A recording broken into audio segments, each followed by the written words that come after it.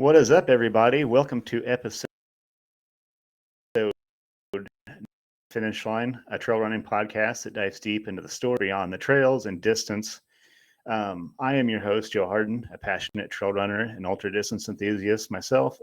Today we have Meg Eckert.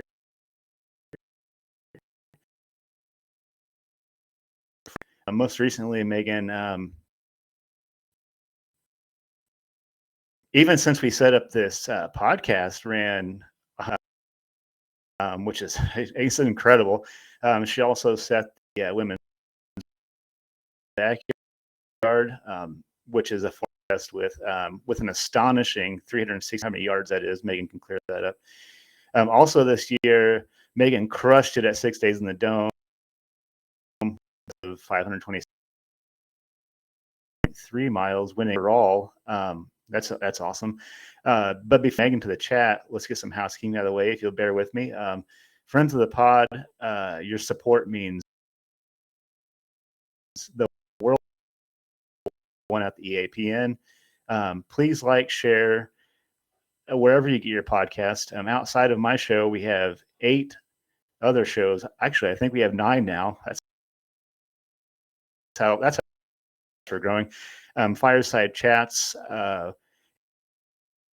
and Gandhi, Running Tales. That's my man Craig lives across the pond.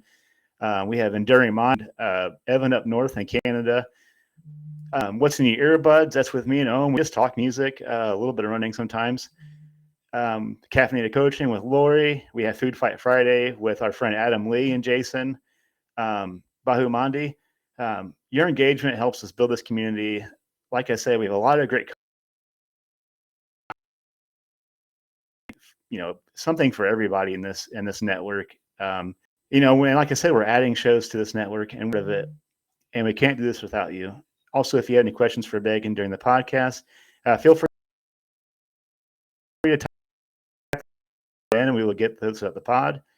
So without further ado, hello, Megan. How's it going? Hopefully I got all the numbers right. That's amazing. I try to wrap my mind around some of those miles you're stacking up, and it's just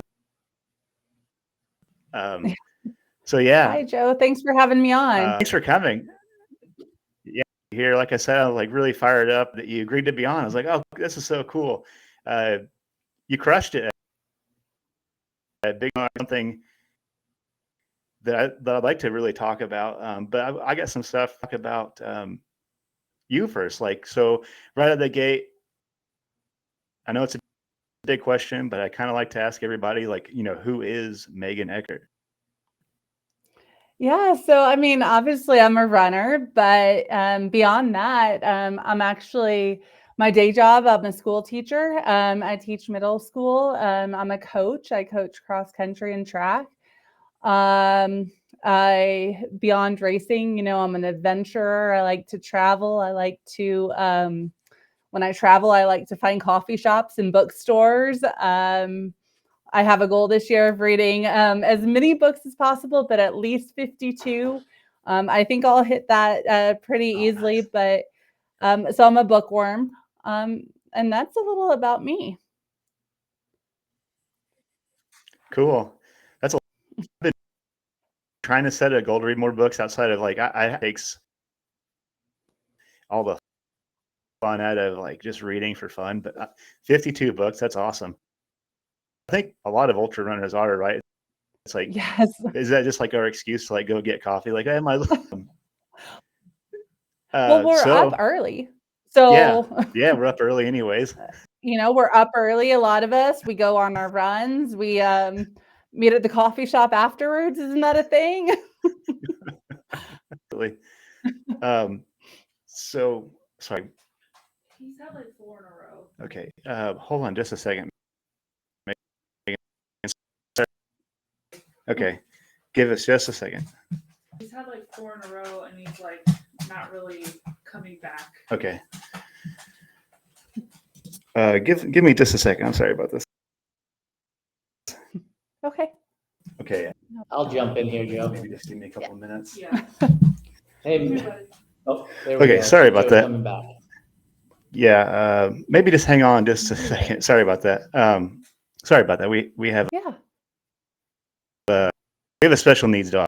Okay. Um, Oh, okay, so yeah, we have a foster, or not a foster. We rescued a dog, and he's can sometimes be yeah, kind of hands on. But so yeah, they give the best love. yeah, they do. He's such a I have good a dog. I have a rescue pup too, and they are just yeah, they're the best. So yeah, and I guess I want to start the next question, a hard-hitting question, and an icebreaker question is, what's your favorite dinosaur? My favorite dinosaur?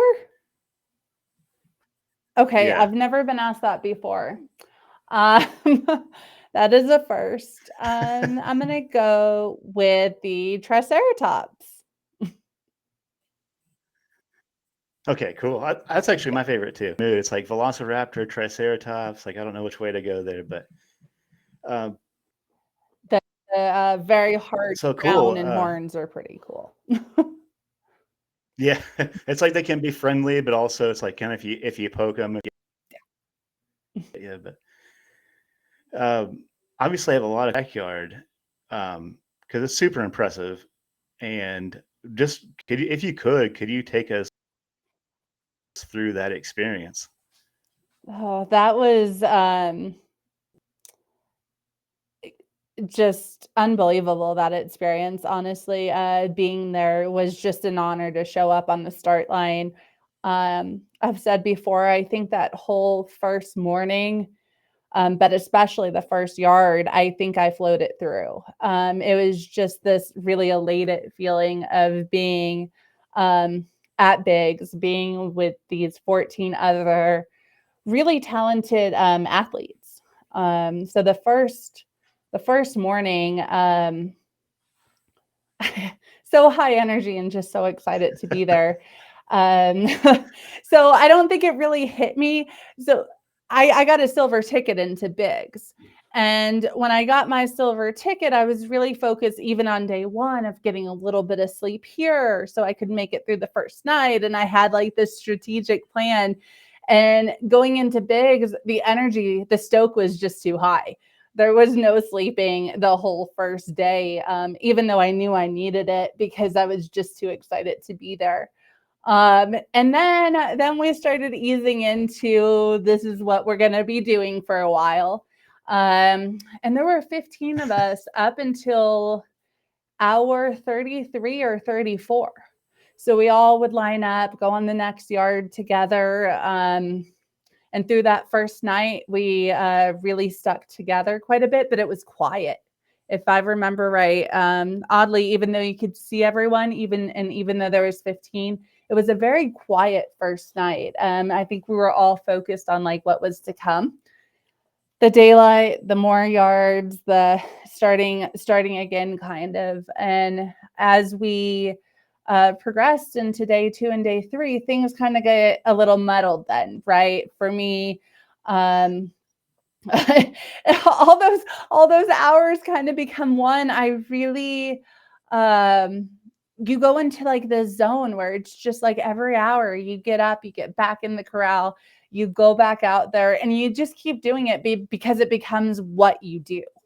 And I remember some yards planning to change my shoes because we were switching from day to night loop or vice versa, or being more focused on getting hydrated because it was hot, or getting ice on because it was hot. But honestly, it all becomes one at some point. You get this tunnel vision. Well, yeah, I mean, I haven't gone obviously back there, but I kind of in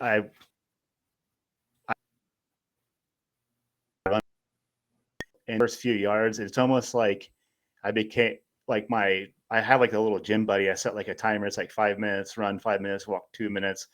And it's even like after a few, it's like Pavlov's dog. It was like, as soon as that little beeper off, it was walk time.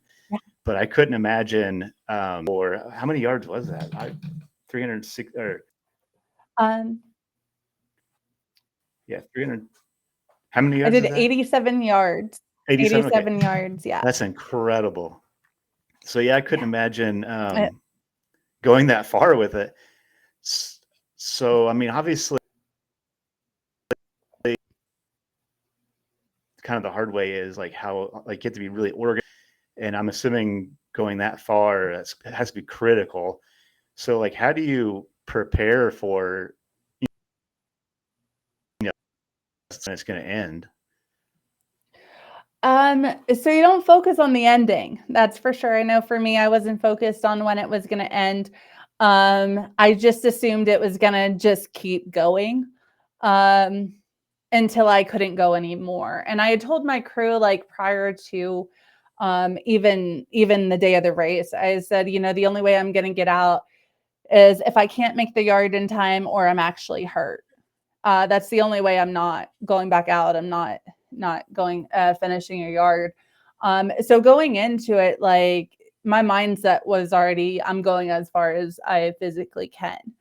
And then it can become very overwhelming. You don't know when it's going to end. So for me, I like to focus on just getting on to the next yard because it's 4.17 miles, right? If I can do that one more time, multiple times, that'll eventually add up. So instead of focusing on the end goal, because you don't know what that's going to be, it's just focusing on that 1 yard. And it's odd because in the backyard, you're not really competing against anybody else. Like people like to kind of talk about playing mind games or whatnot at the end. But as long as you can focus on that 4.1 and just keep doing your thing, you got a very good chance of going as far as you want to go or winning the thing, depending on how it turns out. So I mean, at what point did you realize like you set the women's world record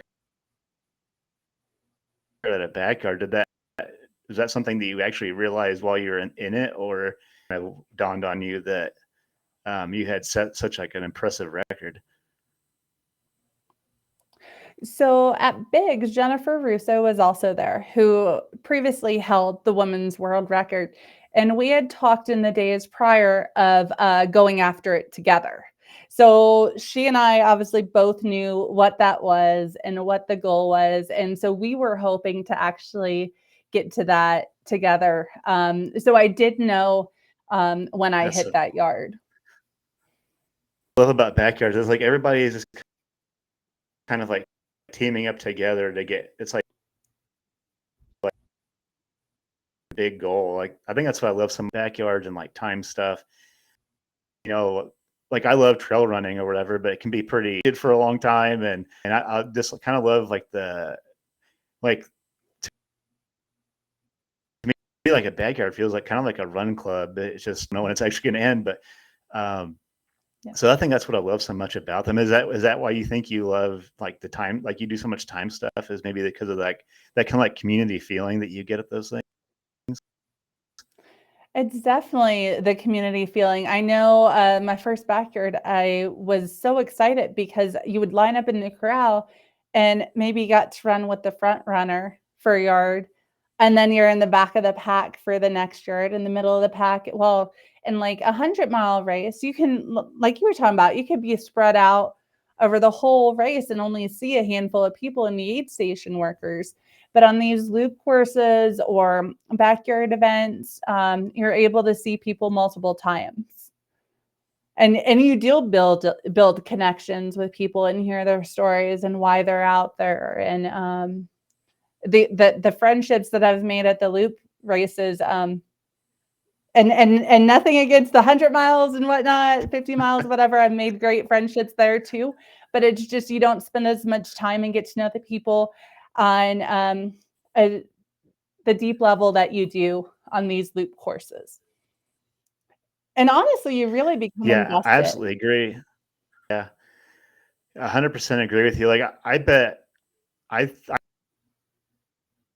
people that I've done, like even my first backyard I did, I still run morning runs with people from the very first. You know, I did like some 24-hour stuff, like 8-hour stuff, and I'd really like to get into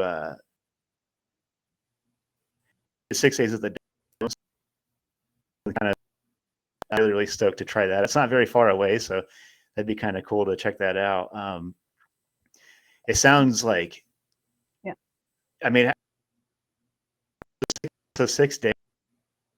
I mean, how do you dig into something like that? I guess thinking about doing 48 hours sounds pretty like terrifying in a way, but so 6 days, like when you're looking like like obviously you just have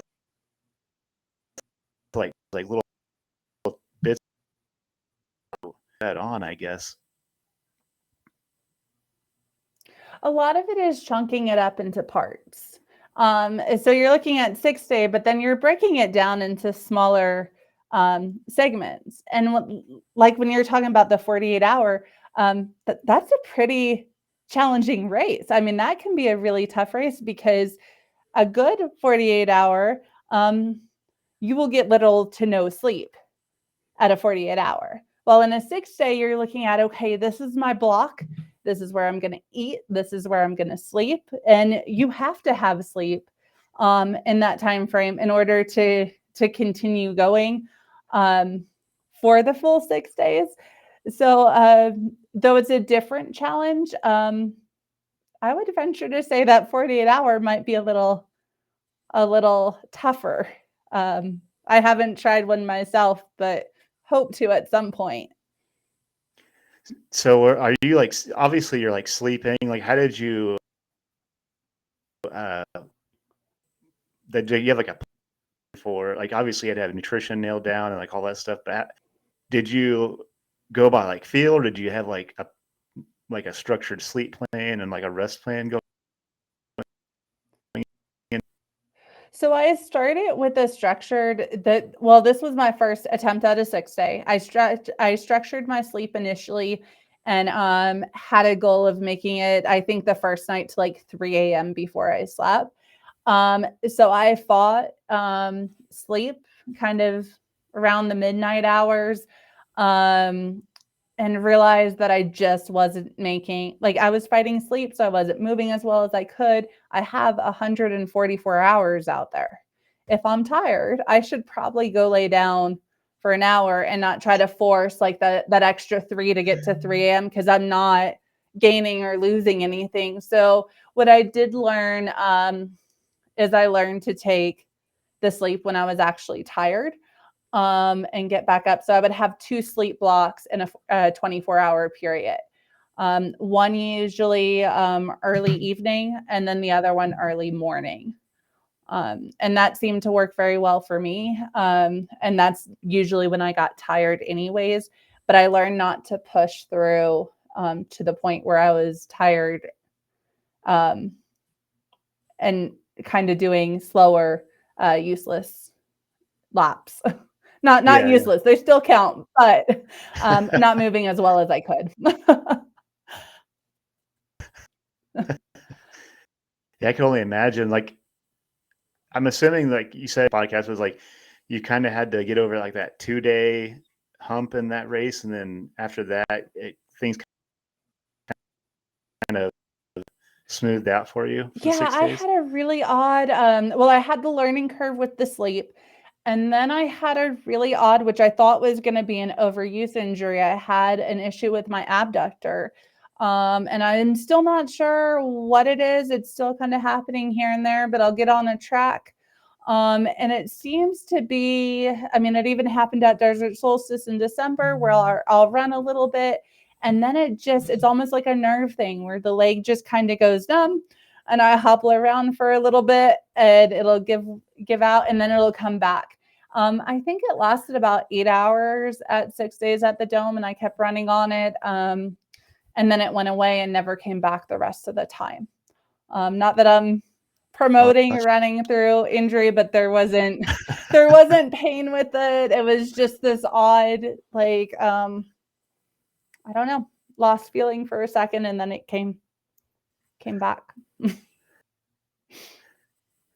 That's good. Yeah, I had this on my hip has been kind of sore, but I did like a pretty gnarly 100K, which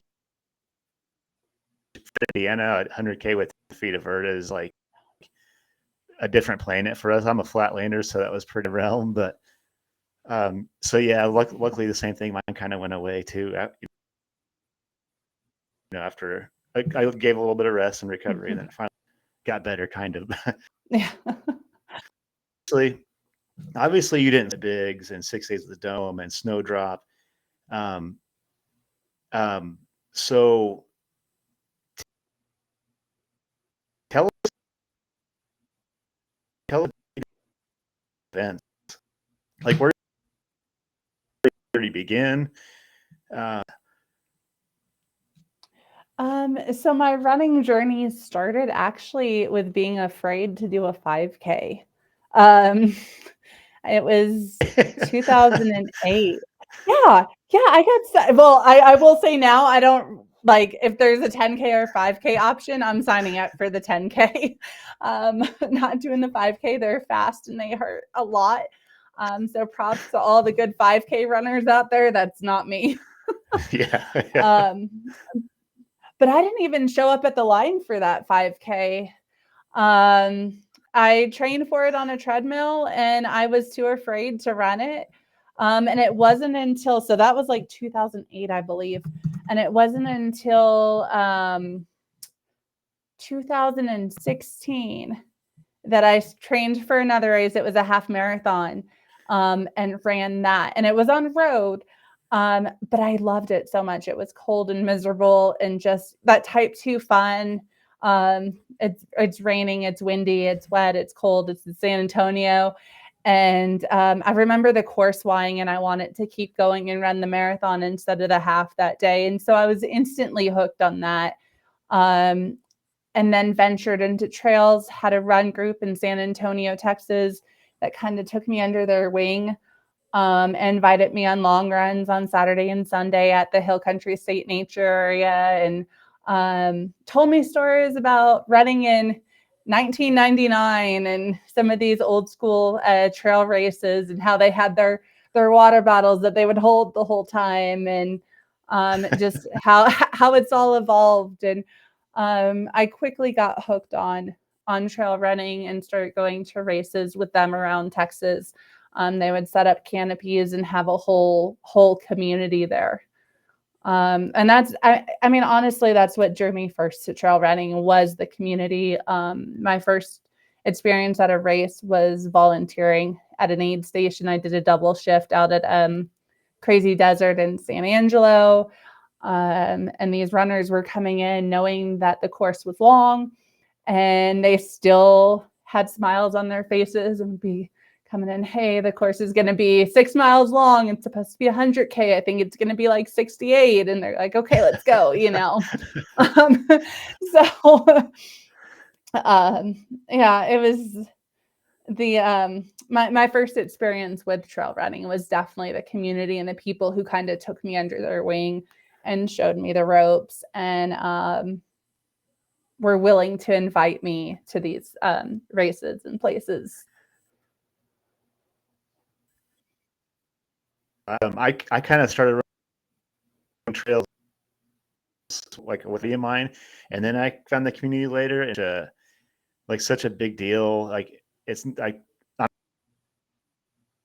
sure you agree with that. It's like it's not even really about the miles anymore. It's about the camaraderie and like this amazing community. I mean, it kind of feels like I've been a part of it my whole life. They've taken me in arms, and I'm sure you agree with that.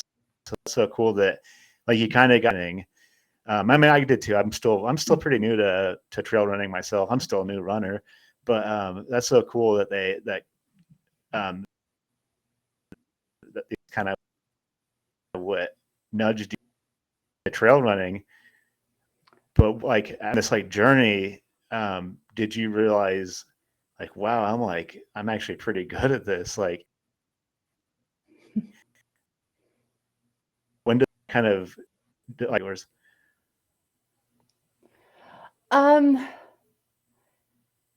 I really don't know.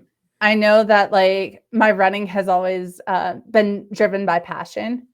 So I've always had fun out there. And that has been, I think, a lot of my success is when I'm doing these things, I'm really enjoying it. Like I'm truly enjoying the trail. My husband was always the one who's like, you're kind of good. You're kind of good at this. He was always the one saying, I think you could do really well. And I'm like, I don't care. I just want to sign up for this race because it goes over this mountain pass. And or the most recent one, I signed up for AC 100 because I wanted to see LA at night. That was my whole goal. Oh, I wanted to be on so Mount cool. Wilson looking down at LA at night, which was just an amazing view.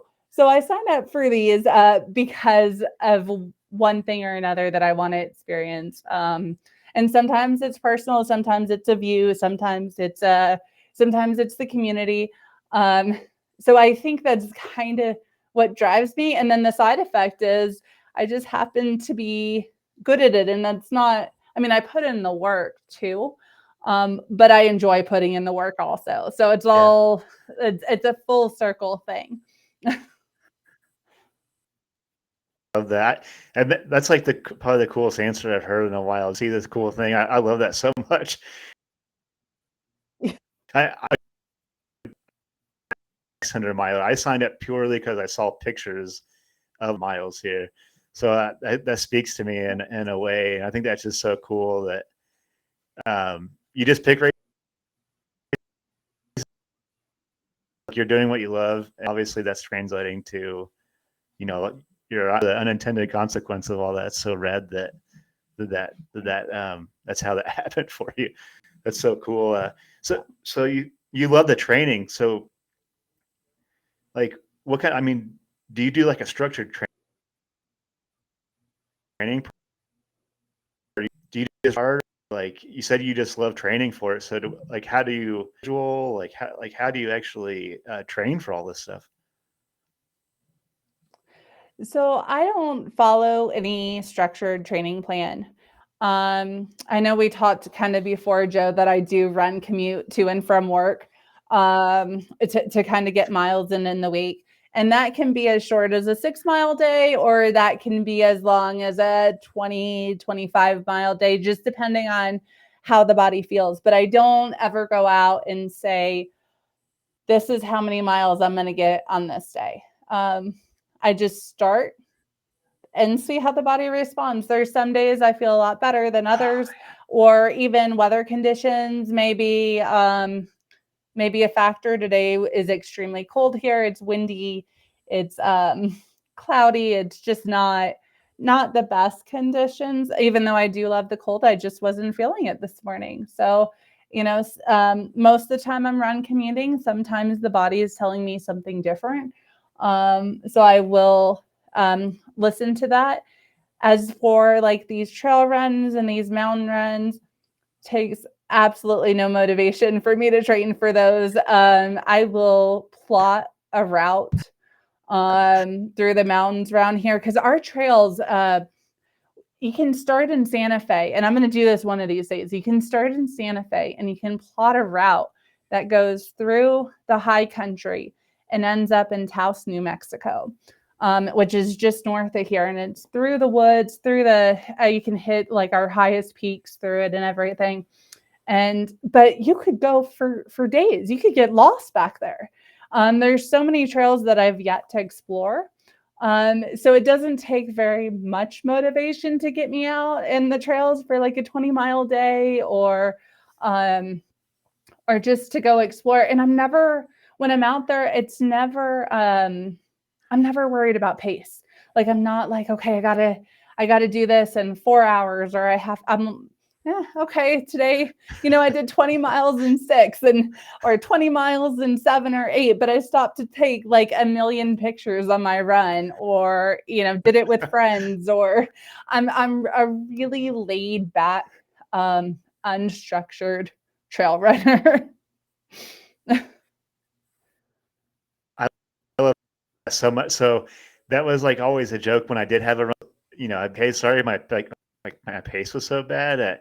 Because same like as we talked before, I run commute too. I like with everybody. I slacked off on the run, some like speed work and like real structured running plan, which isn't really last a few months. so I started cycle commuting, and then in Indiana, and I've been driving. But talk about it got me like really fired up to run commute again. So as soon as this weather break, run commuting again. Because honestly, the best I ever did at a backyard was when I was run commuting, and that didn't dawn on me until a couple of months ago. I think a run commute might be the same distance. It's like just 3 miles to get to work. I think I've heard you say that that's about roughly. So I want to get back to to run commuting, but also like when I would trail run, same thing. It's like my pace would just be like, whatever, or whatever. So I was like, I never pay attention to pace anymore, like shot or. So I love that so much. It doesn't matter. I mean, and there's always those days where you get out there and you're like, okay, today I'm feeling good, and today I want to move quick through the mountains, and like I take advantage of those days. But I'm with you. It's like, why rush it? You're out here, you're seeing things, you're able to capture cool moments. And there's been times I've been out there and been hiking uphill and looked over to the right or something and seen like a moose or some bighorn sheep, or depending on where I'm at in the country, Cool. right? We don't have moose in New Mexico, but Colorado. And if I had been running, I might have completely missed that moment, Not that I'm never sad if I'm up a hill and I see something amazing, or hiking down the hill even and see something that was worth the moment. Same here. Yeah, it's neat. I get to see some wildlife or some deer in the trail, like a coyote or taking off. Like, so I always enjoy that kind of stuff. So that's cool. It's like, so wow. So there to be a correlation here, because Harvey Lewis run commutes. What Courtney DeWalter's a teacher. She doesn't run commute, I don't think.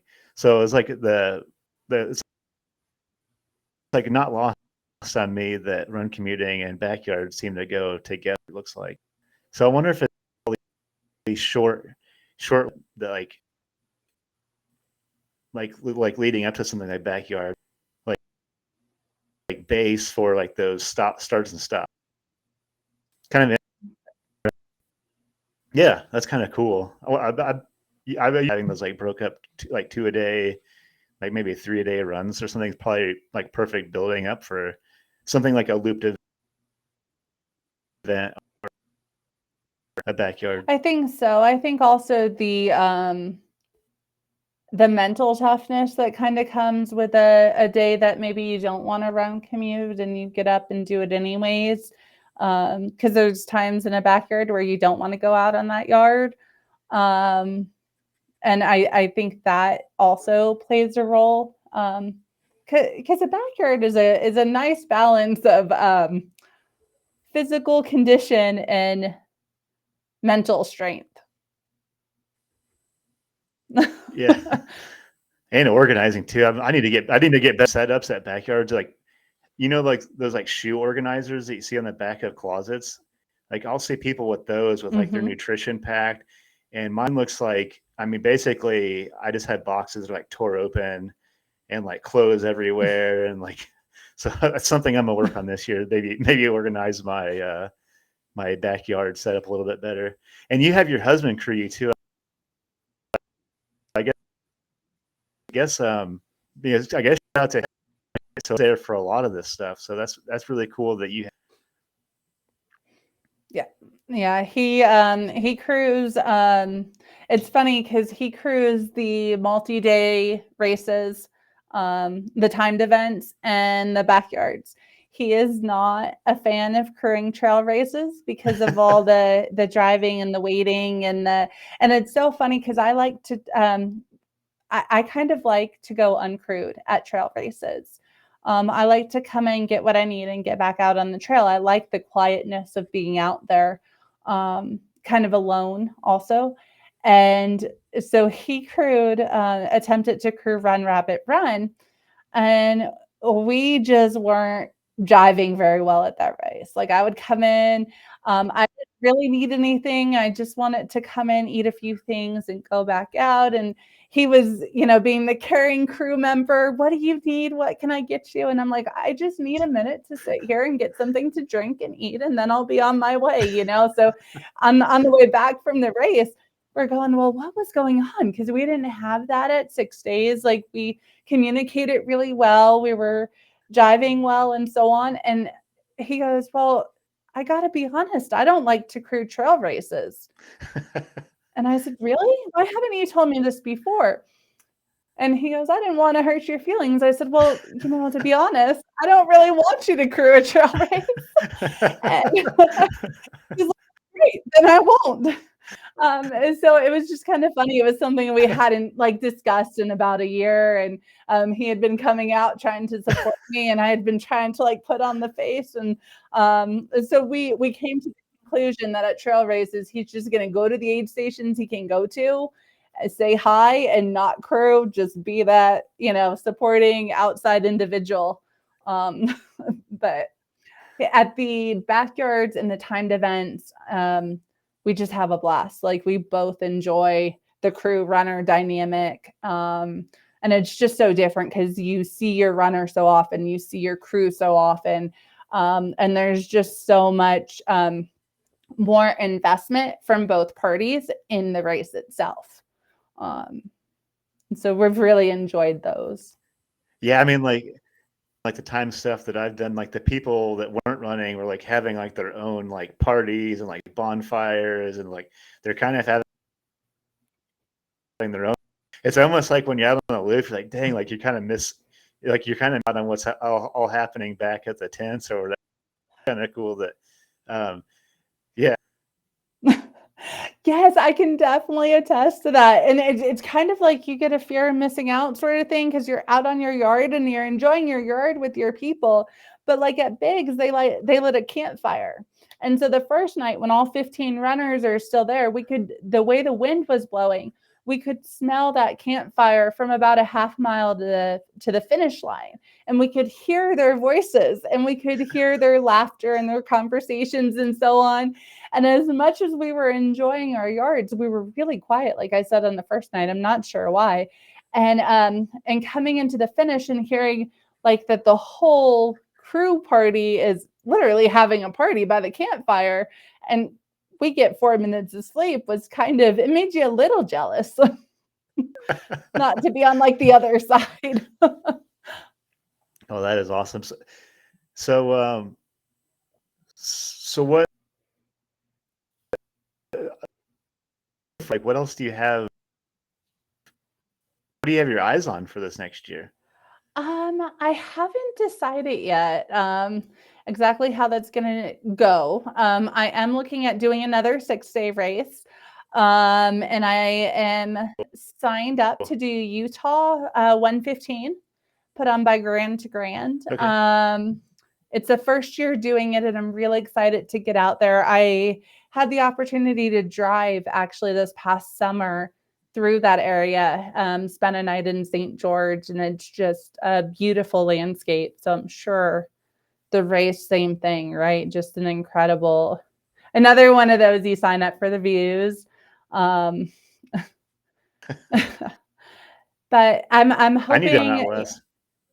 Yeah, go ahead. I'm sorry. Oh, there's so many. Oh, there's so many out west. I don't even know where to start. Yeah.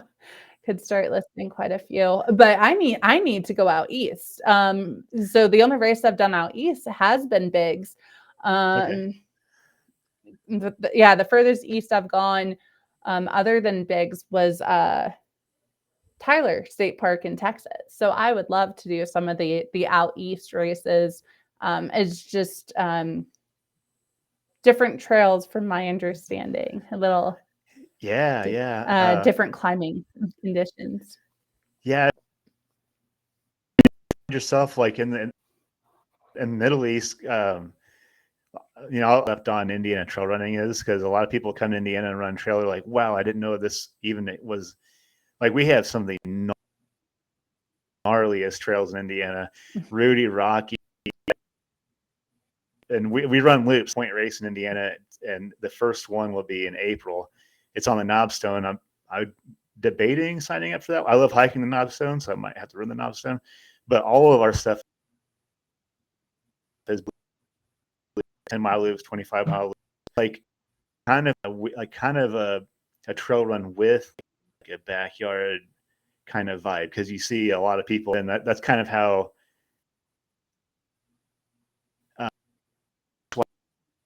the Midwest, so they're at Angle Ultra, because we're all running these big loops together. It's so cool. Like the last I did the IT 100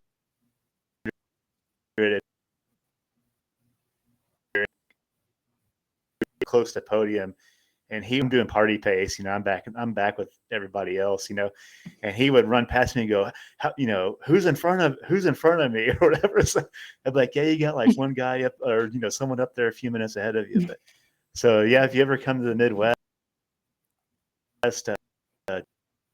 you think we have nothing at cornfields in this area till you get in some of these like single track, like real rooty, punchy trails, and they're just so beautiful. So highly recommend. And we have some really cool backyards here too. We have a pretty legit backyard, and we have a fire, which actually was one last year, who also runs from out the coast, and he ran. Have been working on getting some of those races, like tickets, like silver tickets, but so we've got some cool stuff coming up in this area. If you ever run something in this neck of the woods, I so you dome, or sorry, go ahead. No, so no, I'm actually doing Sitz Tour de France in April. So Okay. I'll be going over Cool. to France to attempt that Wow. one. Okay. Yeah. That's so cool. On my bucket It list. will be. Yeah. I want to go to Chamonix so bad, not to run or whatever. I just want to go there and like. Yeah. Oh, it looks so exciting. Beautiful. Yeah.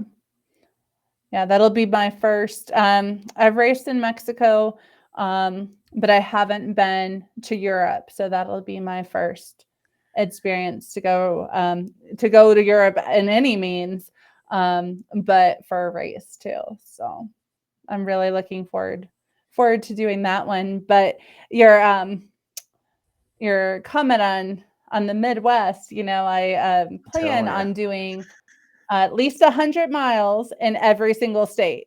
So at some point, I will be hitting you up for suggestions for out there. Absolutely. Yes. Cool. Yeah. You'll never get me to stop talking about Indiana trail running. So I just like I want to travel some more, but God, I just love I'm here so much. That's why I haven't done like a lot of stuff all over the place yet. I'm gonna mess this year and maybe do some stuff like even further east in here, but there's just like so much cool stuff just happening like real low. I fell in love with the trails here, so I may not have to travel. I plan on traveling. Like I haven't always been like a real outdoorsy person until I started trail running. Trail running made me an outdoor, like this, like really kind of like a wanderlust that I can't quite quench. So I'm gonna have to start traveling some more and checking some places out, like especially out west. I've had the chance to go to Arizona, where I trail ran. So now I definitely have to go back and like check some of these. It's funny how that happens, because I wasn't really outdoorsy either until I started trail running, and now I'll spend the summer and camp, like car camp, like I pull over to like a rest stop, car camp, or pull into this BLM land, shower in a stream. Like it's amazing how quickly that switch happened from like I'm staying in a hotel and I'm traveling on an airplane, and now it's like, well, I'll take my Jeep and drive 4 hours and pull over at this BLM land. I'll wake up in the morning, run this trail, come back down. Like, And that's my favorite part of the year, I think, is just that I spend July usually just kind of traveling around the West in my Jeep, and I just absolutely love it. No schedule, no, I love yeah. I'll stop where I want to stop. And it's amazing how comfortable you get sleeping in like the back when you start traveling and trail running and ultra running. It's like, this is great. Like, why did I ever do anything else? Got the setup down now. It's perfect, you know. Only thing I'm missing is I need a little like coffee bar at the edge of my Jeep. You know, you open the Jeep back door up, and then your little fold down coffee bar. And I love that. But other than that, I'm set. Yeah, that's my goal this year is to get my like travel coffees. Like I just boil like some instant coffee.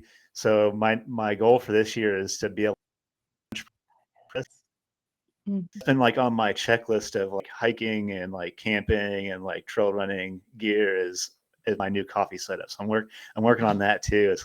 That's legit. Yeah. If I get something together, I'll throw you some links. But okay, this is what I got. The French press that won't break. So maybe I'll find something. I'll have to share my finds with you too. We're putting it together. Yeah, it'd be cool if you ever come out we have 100 miler in Indiana State, but it's an amazing trail, by the way. It's a really, it's like probably one of the best supported races I've ever been to also. And like their aid stations are like, each aid station is like its own party. And it's just like the coolest vibe ever. So whenever you're ready, the IT 100 is where it's at. Nice. Trail running. Add it to my list. So I have some questions. And you're setting new limits. You're setting new goals. Like what inspires you to keep pursuing these distances, your limits in the sport? I enjoy seeing what I'm able to do. When I started running, I thought like the 5K was going to be my limit. I thought the half marathon was going to be my limit. I thought there's no way I'll be able to run 5 days a week or 6 days a week or 7 days a week or do like a run commute or and each time I break one of those things that I thought I couldn't do, it makes me wonder like what else is possible. So this isn't for me, it's not about breaking these records. It's about seeing what I am personally capable of doing. And I continue to break what I thought was my limit. I mean, that 65 hour that got me the silver ticket into Bigs, I thought I could go further. I'm not sure. I wasn't sure at the time how much further. So going into Bigs, I had set like these little things. Can I break that 65 this time? Okay, so I got to 65. Can I go for that 75? Now, how much, like I already broke the two things that I was hoping to go for. Am I capable of doing more than that? So it's all about these little limits that I put on myself that aren't really there. That I continue to push past and surprise myself, honestly. And I put in the work to get there, but it continues to drive me to want to see like what is that breaking point, and what can I not do? Yeah, I love it. It's kind of cool when you find a place that you think is like, this is my absolute limit, and then you actually get to go just like a little bit further than that.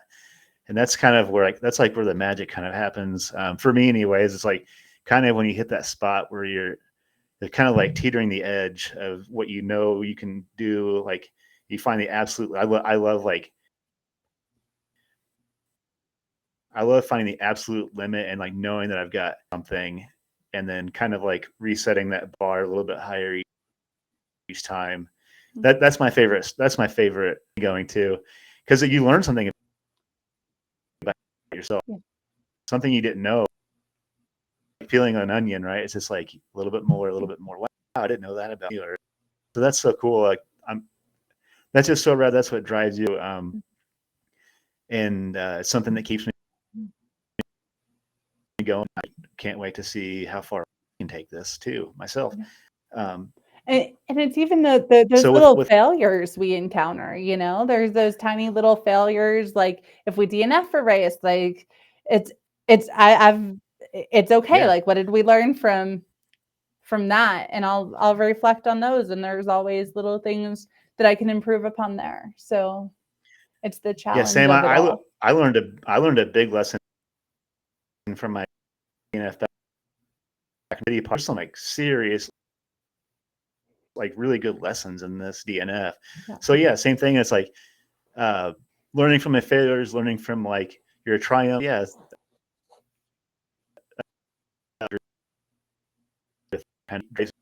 Me too. My failures even than like my wins or like my victories, I guess. Sometimes it seems like it's almost like I get like a little spite is in me because of those little failures, and that's kind of what pushes me even more. I agree. I DNF my first mountain race, and I was like, "There's no way this is going to be my last attempt at a mountain 100. Like, I am going to figure this out." I love that. Thing I'm really curious about, because you have a lot of time running, a lot of loops, yards. You're out there alone on the yards for the most part. Mountain races, you're certainly alone. You said you're like learning a new limit each time. So something that you probably absolutely, and I'm really curious what those are. So the one thing that I think on these loop courses, and these timed events that really kind of has resonated with me is when you're out there and you're pushing at these timed events, or you're pushing at like something like bigs, looped courses, and you're there is no set like finish line. It's like a timed finish line. You're pushing your mileage, and you get to a certain mileage, and it's you're only going to be like you're putting in all this effort to do this. And I'm hoping this is making sense, but I'm getting there.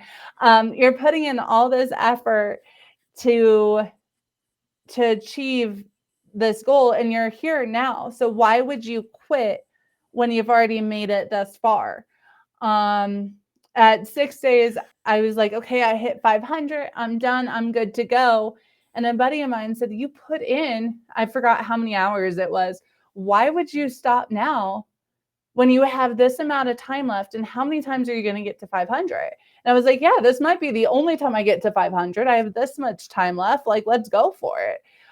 So a lot of times it's being, this is the opportunity that I'm given now. So I'm going to take full advantage of this opportunity. So when I'm running in the mountains, even if it's not a loop course, I'm usually filled with gratitude for just being able to be out there. It doesn't matter how I'm doing that day, where my place is, or how I'm feeling, honestly, because I'm able to get out there. So that's kind of, it's not really a mantra as much as it is a mindset, I think. Yeah, I love that. I certainly get that. Yeah, it's kind of what you said, mantra, but it's like, well, I didn't make it this far to quit now, sort of mentality sometimes. And like you said, like you may not have the chance to day either. It may not ever come again. You never know how you're going to feel the next time you line up, right?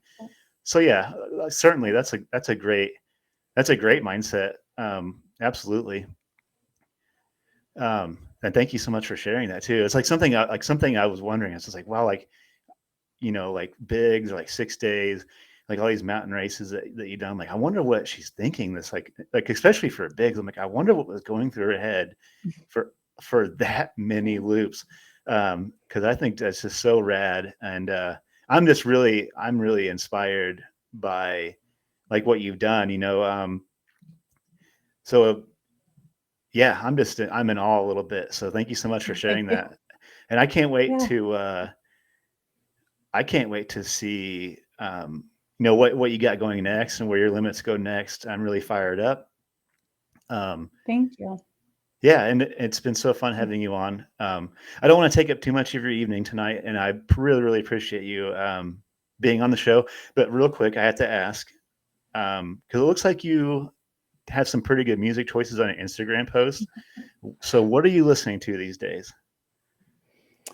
Oh gosh. So, you know how Apple Music has compiled all of your most played 2024 songs? Yeah. So I have my most played 2024 songs. But Avicii has actually been one of my favorites this past year. And I love me some Bon Jovi too.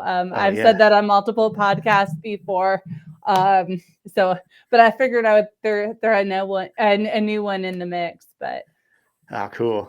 Yeah, we have a music podcast, so I have to ask music questions. We'll have I say this a lot. We'll have to have you on sometime. Yeah, I was like looking at the Instagram post, like, and she's got good taste in music too. This is so cool. So nice. Now here's the thing. A fair warning to you. Though I appreciate your love the taste of music, but I have a difficult time remembering what album goes with what song and goes with what artist without referring back. Like I can sing you the tune, but can't tell you where it came from. I think that, I mean, I'm like kind of like a music, I don't know, like a music nerd, I guess. And even now I have that because I think we don't live in like an album world anymore, because it's like, like I'm like guilty about making playlists for every occasion of my life. So yeah,